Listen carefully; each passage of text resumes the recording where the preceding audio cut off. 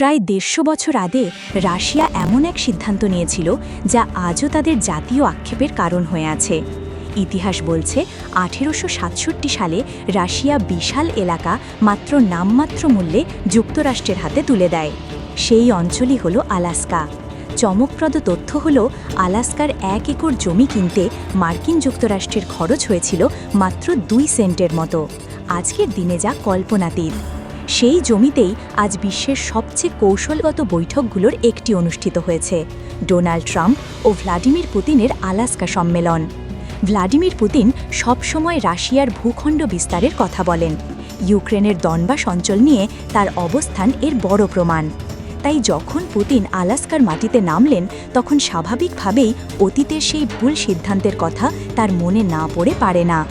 সংবাদ সম্মেলনে তিনি আলাস্কার রুশ যুগের প্রসঙ্গও স্মরণ করেন। ভূগোল বলছে আলাস্কা হল রাশিয়ার সবচেয়ে কাছের মার্কিন অঙ্গরাজ্য। বেরিং প্রণালী পেরোলেই রাশিয়া থেকে আলাস্কা। প্রায় ৫০ মাইল প্রস্থের এই প্রণালী ২ মহাশক্তিকে আলাদা করে রেখেছে। ১৮৬৭ সালের আগ পর্যন্ত আলাস্কা ছিল রাশিয়ান সাম্রাজ্যের। প্রাকৃতিক সম্পদ থাকা সত্ত্বেও রাশিয়ার কাছে অঞ্চলটি তখন তেমন মূল্যবান ছিল না। প্রচণ্ড ঠান্ডা, তুষারঝড় এবং বন্যপ্রাণীর আধিক্যের কারণে আলাস্কাকে রাশিয়ান শাসকেরা মনে করতেন বসবাসের অযোগ্য।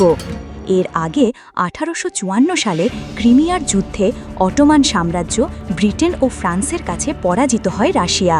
তাতে আর্থিকভাবে ভেঙে পড়ে দেশটি। অর্থনৈতিক সংকট কাটাতে এবং যুদ্ধোত্তর ক্ষয়ক্ষতি সামাল দিতে বিশাল খরচের প্রয়োজন হয়।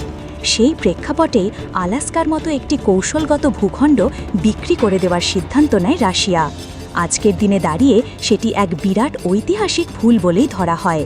আর তাই যখন রাশিয়ার প্রেসিডেন্ট আলাস্কার মাটিতে বৈঠক করেন, তখন ইতিহাস যেন আবারও নতুন করে আলোচনায় ফিরে আসে।